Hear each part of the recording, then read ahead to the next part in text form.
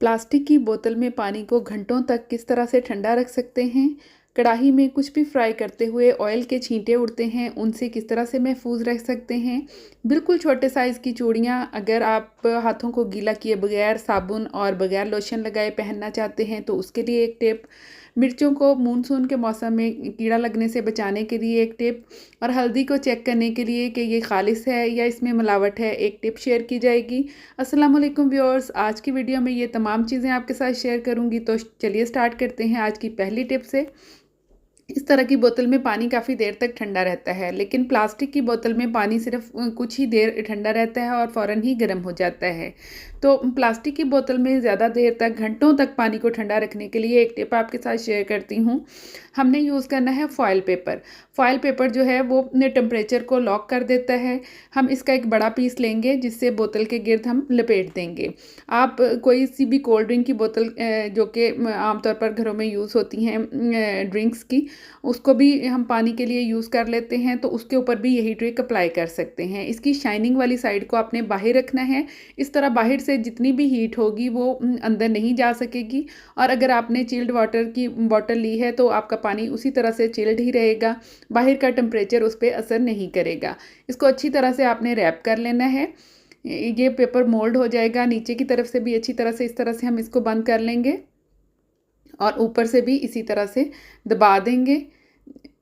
ये देखिए, अब ये पानी चाहे जितनी मर्ज़ी गर्मी में पड़ा रहे, इसके बाहर का टेम्परेचर इसको अंदर के टेम्परेचर को कम नहीं कर पाएगा, ज़्यादा नहीं कर पाएगा, यानी बाहर का टेम्परेचर बाहर ही रहेगा।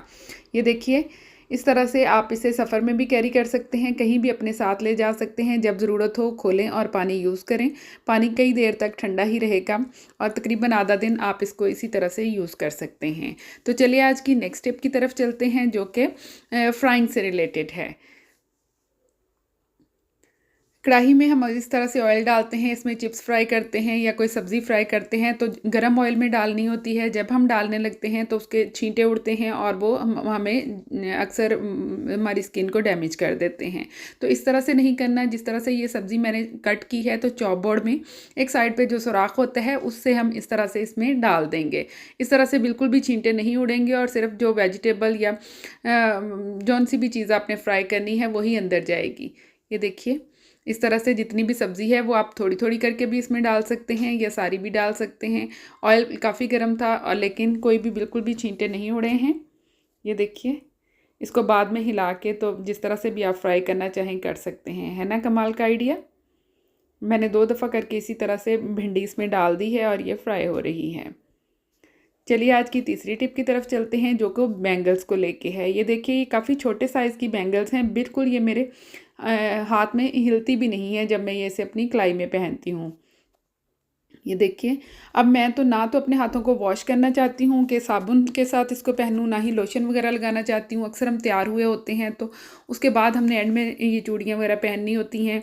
लेकिन अब ये अगर छोटे साइज़ की हैं तो इसके लिए एक छोटी सी टिप आपके साथ शेयर कर देती हूँ कि किस तरह आप आसानी से पहन सकते हैं। आपने कोई सा भी शॉपिंग बैग लेना है। मैं ये मोटे वाला ले रही हूँ। अक्सर जब हम साबुन से या लोशन से लगाने लगते हैं तो कांच की चूड़ी अक्सर टूट के हमारी स्किन पे भी लग जाती है। तो अगर ये शॉपर आप इस तरह से इसके ऊपर चढ़ा लेंगे तो ये लगने का भी ख़तरा नहीं होगा। मेरी चूड़ियाँ चूँकि मेटल की हैं तो इसलिए ये मैं शॉपर के साथ ही पहन रही हूँ। कांच की चूड़ियाँ भी आप इसी तरह से शॉपर के साथ पहन सकते हैं इस तरह से। ये देखिए, अब मैं इसको खींच के शॉपर को निकाल दूंगी। ना तो हमारे हाथ गीले हुए हैं, ना कोई लोशन वगैरह लगाना पड़ा है और ये कितनी अच्छी तरह से ईजीली पहनी गई हैं। और ये आप देख सकते हैं कितनी टाइट हैं बिल्कुल। अगर आपने उतारना हो तो भी आप यही ट्रिक यूज़ कर सकते हैं। उतारते वक्त भी काफ़ी प्रॉब्लम होती है। अब ये तंग चूड़ियाँ हमने पहन तो ली हैं, लेकिन उतारते हुए इसी तरह से ये शापर का जो कॉर्नर्स हैं वो इसके अंदर से गुजारते हुए हमने नीचे वाली साइड से इनको खींच लेना है।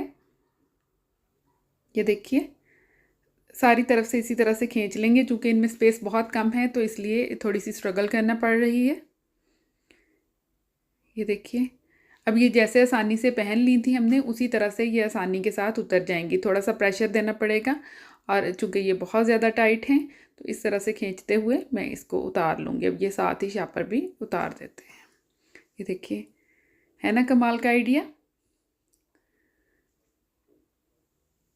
चलिए नेक्स्ट टिप की तरफ चलते हैं, जो कि मानसून के मौसम से रिलेटेड है। जैसे ही बारिशों का मौसम, बरसात का मौसम शुरू होता है तो हमारे जो स्पाइसेस होते हैं उनमें कीड़ा लगना शुरू हो जाता है या जाला वगैरह पड़ जाता है। तो इस तरह से अगर आपके पास कुटी हुई मिर्चें हैं या पाउडर फॉर्म में मिर्चें हैं, चिली पाउडर है, तो उसको महफूज रखने के लिए आप इसमें थोड़ा सा नमक ऐड करते हैं। अब ये मेरे पास एक डिब्बा है तो इसमें मैं थोड़ा सा नमक, 1 चम्मच नमक ऐड कर रही हूँ। लेकिन ये हम थोड़ी थोड़ी डिफरेंट जगह पे डालेंगे।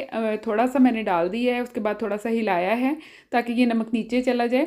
मिर्चों को फिर हिलाएंगे। इसको बहुत एहतियात से हिलाने की ज़रूरत है, से फ़ौरन ही छींकें आने लग जाती हैं अगर आप मिर्चें डील कर रहे हैं तो। अगर हिलाना नहीं चाहते तो इस तरह से स्पून से मिक्स कर दें जस्ट, और फिर एयर टाइट करके रखें तो कई महीनों तक ये मिर्चें ख़राब नहीं होंगी। चाहे बारिश का मौसम हो, चाहे जैसा भी मानसून का मौसम हो, ये महफूज ही रहेंगी।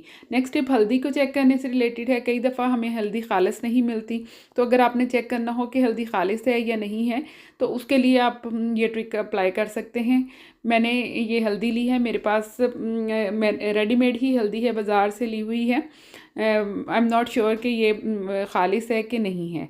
इसको चेक करने के लिए पानी लिया है मैंने 1 गिलास में, और इसमें मैं 1/4 टीस्पून हल्दी डाल के इसको अच्छी तरह से मिक्स करूँगी। ये देखिए, अब आपने सिर्फ ये देखना है कि हल्दी का कलर जो है वो वैसा ही रहा है या डार्क हो गया है। अगर तो हल्दी खालिस है तो ये बिल्कुल इसी तरह से कलर रहेगा जिस तरह के नज़र आ रहा है, यानी फ्रेश रहेगा। अदरवाइज़ अगर इसमें मिलावट हुई है तो ये डार्क हो जाएगा, रेड सा हो जाएगा। अब 1-2 मिनट के बाद आपने जो आपके पास हल्दी है ड्राई फॉर्म में, उसको साथ रख के तो कलर को मैच करना है। ये देखिए, अगर ये दोनों सेम कलर के होंगे तो इसका मतलब है आपकी हल्दी बिल्कुल खालिस है। अगर इन दोनों का कलर चेंज हो गया है, पानी वाली हल्दी का कलर डार्क हो गया है, तो इसका मतलब है इसमें मिलावट है। तो मेरी हल्दी बिल्कुल खालिस है। वीडियो कैसी लगी कमेंट करके ज़रूर बताइएगा। अल्लाह हाफ़िज़।